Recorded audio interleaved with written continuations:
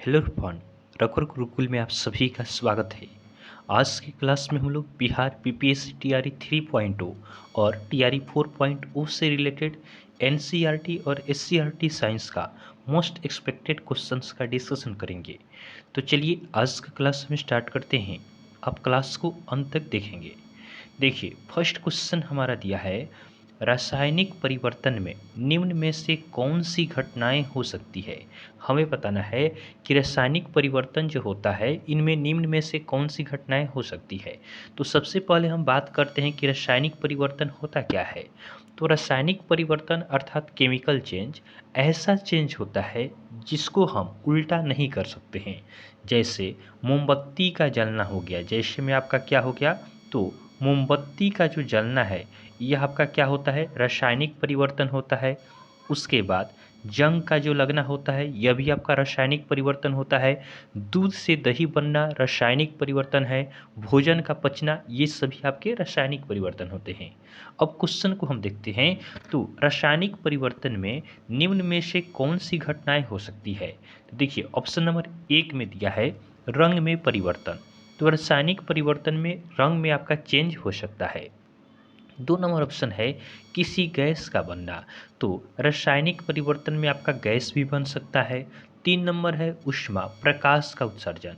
रासायनिक परिवर्तन में आपका ऊष्मा प्रकाश का उत्सर्जन भी होता है। तो हमारा सही आंसर क्या होगा, ऑप्शन नंबर 4 हमारा सही आंसर होगा, इनमें से सभी। नेक्स्ट क्वेश्चन है, निम्न में से कौन भौतिक परिवर्तन नहीं है। हमें बताना है कि इनमें से कौन सा आपका भौतिक परिवर्तन नहीं है। तो भौतिक परिवर्तन की हम बात करें तो ऐसा परिवर्तन जिसको उल्टा किया जा सके, इसे हम क्या कर सकते हैं, उल्टा कर सकते हैं। जैसे एग्जाम्पल देखें तो पानी से जो बर्फ़ बनता है, पानी से बर्फ़ का बनना क्या है, तो यह आपका भौतिक परिवर्तन है। फिर हम बर्फ़ से क्या कर सकते हैं, पानी बना सकते हैं। मोम का पिघलना, मोम का जो पिघलना है यह आपका क्या है, भौतिक परिवर्तन होता है। तो आप इससे भी ध्यान रखेंगे। देखिए, मोमबत्ती का जलना रासायनिक परिवर्तन है, लेकिन मोम का पिघलना क्या है, तो ये आपका भौतिक परिवर्तन होता है। ये एग्जाम्पल आप ध्यान रखेंगे।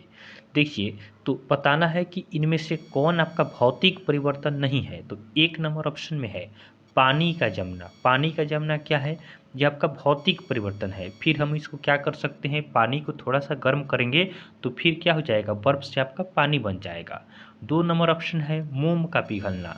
मोम का पिघलना क्या होता है, यह भी आपका होता है भौतिक परिवर्तन।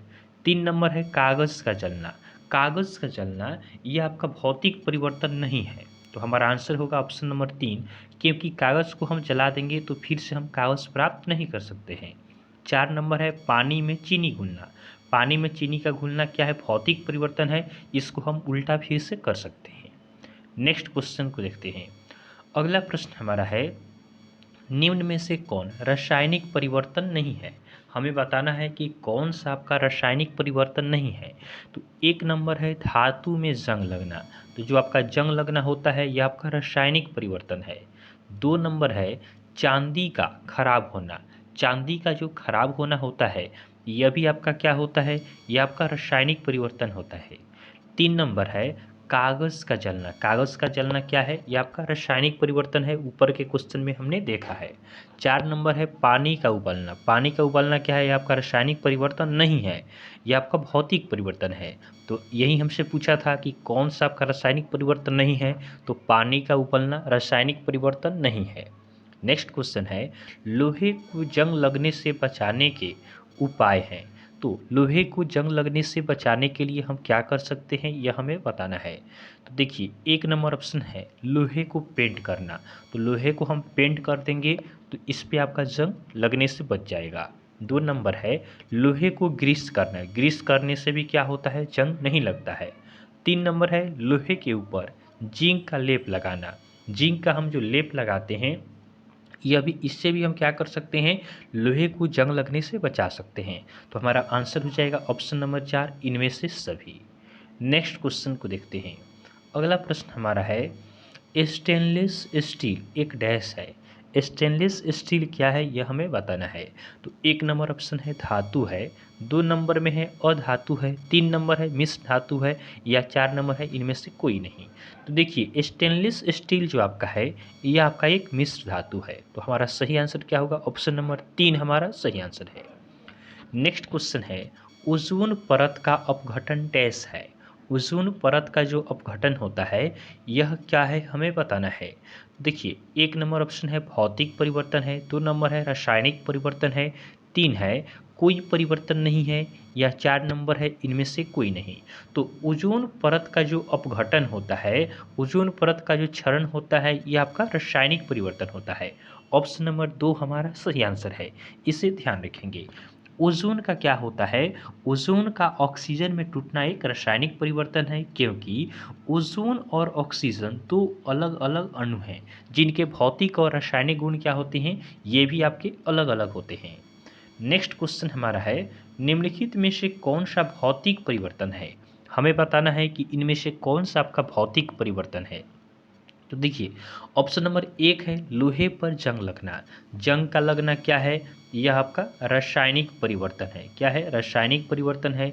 2 नंबर है मैग्नीशियम रिबन का दहन, तो यह भी आपका रासायनिक परिवर्तन है। 3 नंबर है मोमबत्ती जलना। मोमबत्ती जलना क्या है? यह भी आपका रासायनिक परिवर्तन है। देखिए ये क्वेश्चन काफ़ी पूछे जाते हैं, मोमबत्ती का जलना, मोम का पिघलना, लोहे पर जंग का लगना। 4 नंबर है मोम का पिघलना। मोम का पिघलना क्या है? यह आपका भौतिक परिवर्तन है। यही हमसे पूछा था कि भौतिक परिवर्तन क्या है, तो 4 नंबर ऑप्शन हमारा क्या है? सही आंसर है। नेक्स्ट क्वेश्चन को देखते हैं। अगला प्रश्न है, निम्नलिखित में से कौन सा रासायनिक परिवर्तन है? रासायनिक परिवर्तन बताना है कि कौन सा आपका रासायनिक परिवर्तन है। तो देखिए 1 नंबर ऑप्शन क्या है? तारों का टिमटिमाना। तारों का टिमटिमाना ये आपका भौतिक परिवर्तन है। कौन सा परिवर्तन है? भौतिक परिवर्तन है। 2 नंबर है सब्जियों का पकना। तो सब्जी को हम एक बार पका देंगे तो पुनः उसको वापस हम नहीं कर सकते हैं, तो ये हमारा क्या हो जाएगा? रासायनिक परिवर्तन होगा। Option number 2। ऑप्शन नंबर 2 हमारा सही आंसर है। 3 नंबर है फलों को काटना। फलों का काटना क्या है? भौतिक परिवर्तन है, क्योंकि यहाँ पे एक नया उत्पाद नहीं बन पाता है। 4 नंबर है पानी का उबलना। पानी का उबलना भी क्या है? भौतिक परिवर्तन है। नेक्स्ट क्वेश्चन है, रासायनिक परिवर्तन में शामिल हो सकते हैं। हमें बताना है कि रासायनिक परिवर्तन में क्या क्या हो सकता है, यह हमें बताना है। तो देखिए 1 नंबर है केवल रंग में परिवर्तन। तो रासायनिक परिवर्तन में रंग में चेंज देखा जा सकता है। 2 नंबर है केवल तापमान में परिवर्तन। तापमान में भी परिवर्तन होता है। 3 है केवल गैस का विकास। केवल आपका गैस का विकास ही आपका नहीं होता है। देखिए यह क्वेश्चन आपका किस तरह से पूछा गया है कि रासायनिक परिवर्तन में शामिल हो सकता है, तो केवल रंग में ही परिवर्तन होता है क्या? नहीं, ऐसा बात नहीं है। केवल रंग में चेंज नहीं होता है। केवल तापमान में ही परिवर्तन होता है? नहीं। उसके बाद 3 नंबर है केवल गैस का ही विकास होता है? नहीं, ऐसा भी नहीं होता है। तो हमारा सही आंसर क्या होगा? ऑप्शन नंबर 4, उपरोक्त में से कोई नहीं या एक से अधिक। इसे आप ध्यान रखेंगे। नेक्स्ट क्वेश्चन को देखते हैं। अगला प्रश्न हमारा है, जब दूध दही में बदल जाता है तो निम्नलिखित में से कौन सत्य है, यह हमें बताना है। तो देखिए जब दूध क्या होता है? दही में चेंज होता है, तो कौन सा इसमें से सही है, यह हमें बताना है। तो देखिए 1 नंबर है इसकी अवस्था तरल से आपका क्या होता है? अर्ध ठोस में बदल जाता है। क्या होता है? जब दूध से दही में बनता है तो क्या होता है? तो इसमें आपका जो अवस्था होता है तरल से अर्ध ठोस में बदल जाता है। 2 नंबर ऑप्शन है यह रंग बदलता है। उसके बाद 3 नंबर ऑप्शन हमारा है इससे स्वाद बदल जाता है। और 4 नंबर क्या है? परिवर्तन को उल्टा नहीं किया जा सकता है। अब देखिए नीचे यहाँ पे कोड दिया गया है, तो इनमें से कौन सा सही है, यह हमें बताना है। तो देखिए 1 नंबर ऑप्शन हमारा क्या है? तो इसकी अवस्था तरल से अर्ध ठोस हो जाती है, तो यह बात सही है। तो 1 नंबर हमारा होना चाहिए। उसके बाद क्या है? दूसरा है यह रंग बदलता है, तो रंग इसमें चेंज नहीं होता है। दूध से दही बनता है तो रंग में चेंज नहीं होता है। 3 नंबर है इससे स्वाद बदल जाता है, तो स्वाद, दूध से दही बनता है तो स्वाद चेंज हो जाता है। 4 नंबर है परिवर्तन को उल्टा नहीं कर सकते हैं। दूध से दही बनना क्या है? रासायनिक परिवर्तन है। तो हमारा सही आंसर होगा 1, 3 और 4। 1, 3 और 4 किस ऑप्शन में दिया है? तो ऑप्शन नंबर 3 में दिया है। तो 3 नंबर ऑप्शन हमारा क्या है? सही आंसर है। नेक्स्ट क्वेश्चन को देखते हैं। अगला प्रश्न हमारा है, एक आदमी ने लोहे से बने अपने मुख्य द्वार को लोहे से रंगवा दिया।